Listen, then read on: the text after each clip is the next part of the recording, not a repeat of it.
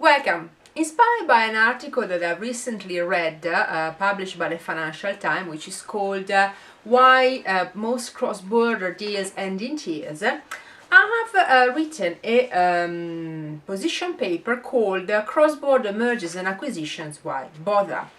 I have been dealing with cross-border mergers and acquisitions for, oh gosh, more than 10 years now. And actually I've noticed that the situation has significantly changed since the recession started about 5 years ago. In 2007 the situation has started to slow down, but of course 2008 and 2009 have been struck particularly hard by the recession, and basically the fact that company of course didn't have the anger to go and look for growth opportunities in different geographies.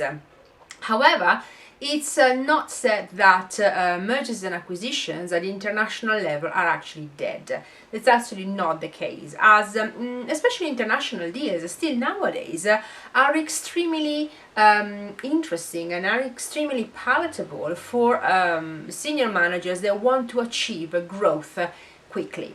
There are fundamentally three different reasons why businesses tend to go for international deals. The first one is the fact that it's much easier to get into a new geography by acquiring another company. Sometimes it can go via merger, but if I want just to enter into a new geography, usually the acquisition is the best option. Why? Because basically the choice is or I basically start from scratch, so from square zero. Let's pretend that I want to enter the Chinese market, and basically, I will have to deal with barrier to an entry relating to the specific market.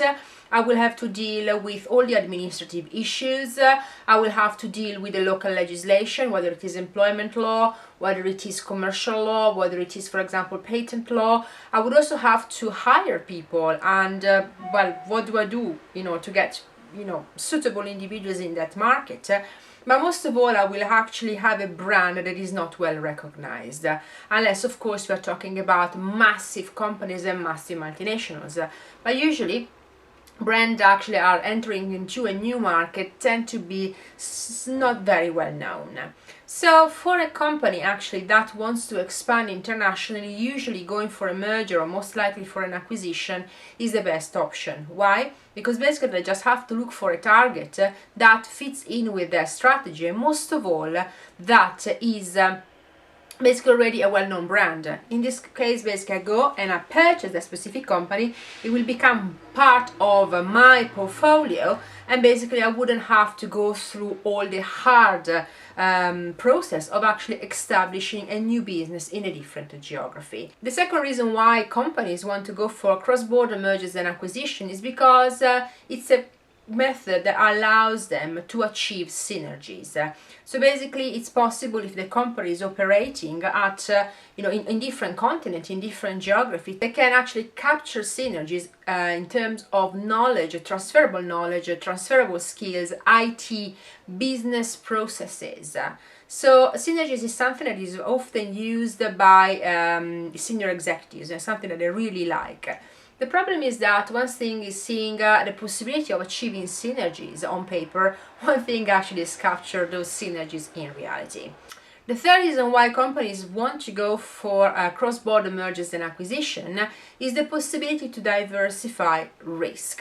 If, for example, I am a company based only in the UK and the recession is hitting hard, I don't have basically any other opportunity to hedge basically the situation, so the fact that I may lose some market share because consumers basically don't have the money to spend. However, if I have expanded my business in international level, and for example I am operating in economies that are growing, I will be in a position to hedge fundamentally the risk.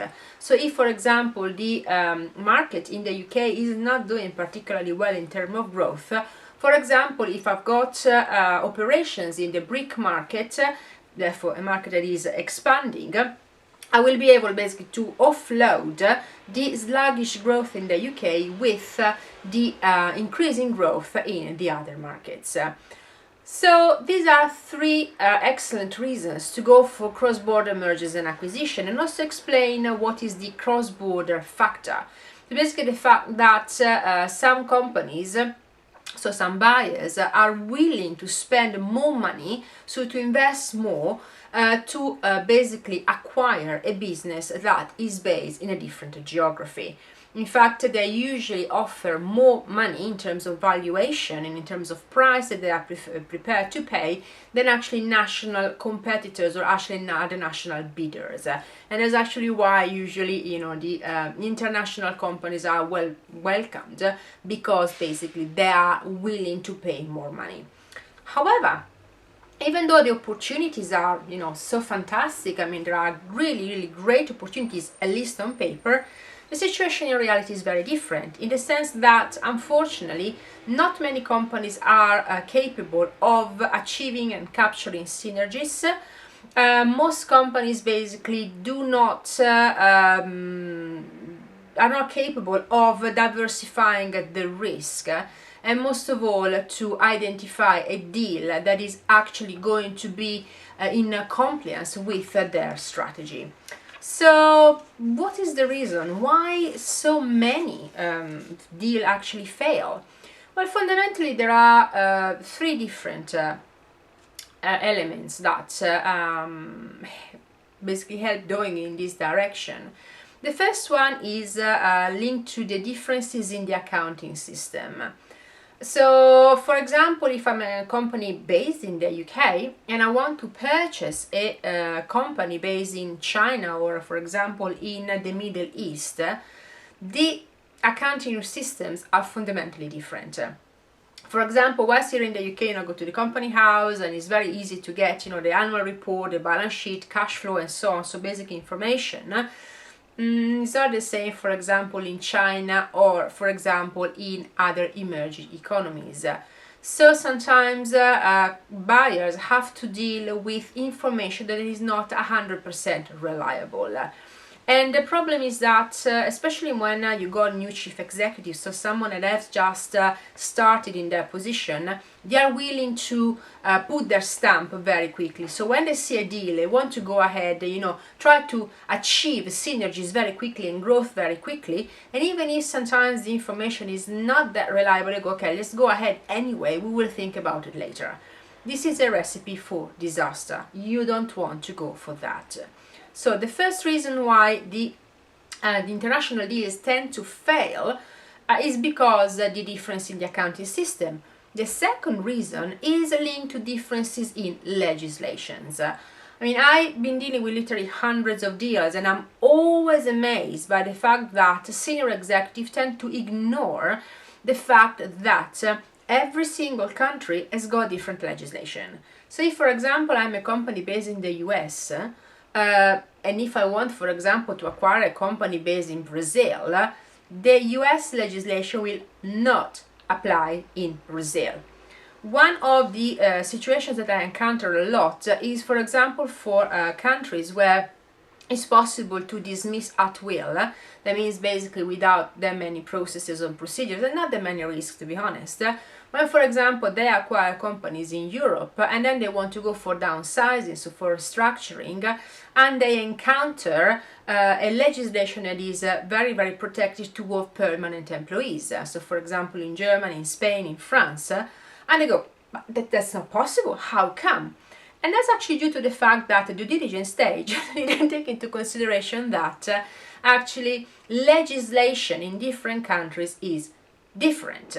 And therefore there are opportunities, but of course there are threats. I've actually identified also two other reasons why the deals tend actually not to go particularly well when they are at the international level. Well, the first one is a lack of leadership. It's not unusual for managers to be promoted into their senior position because of their technical skills.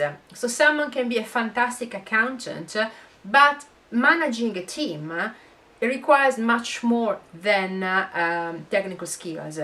Having a vision, driving a company requires much more than having technical skills. The worst case scenario actually are senior managers, executives that actually were promoted in their position not even because of their technical skills, but because of the personal connections.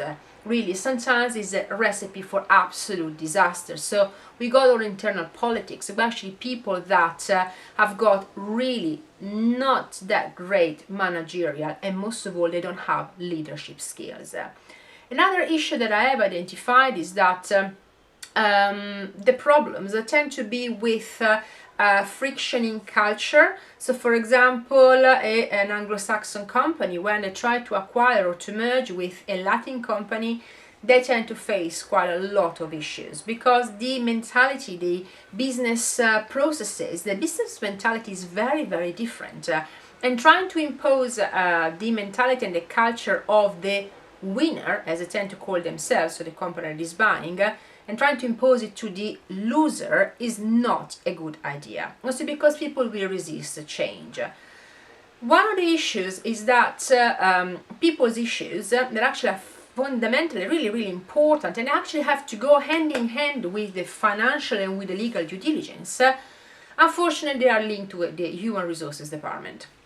I say unfortunately, why? Because, I mean, nothing against human resources, but most of the times human resources department are just administrative department. They don't have any strategic focus. I mean, I've been speaking a lot with human resources department, and they say, oh, well, but I don't see why I have to be involved in strategy. I have to deal with the payroll. I have to deal with, the recruitment. And actually the payroll usually is outsourced. The recruitment is outsourced. Learning and development is outsourced. And I'm like, hang on, you have to step forward. I mean, you have to go a step beyond.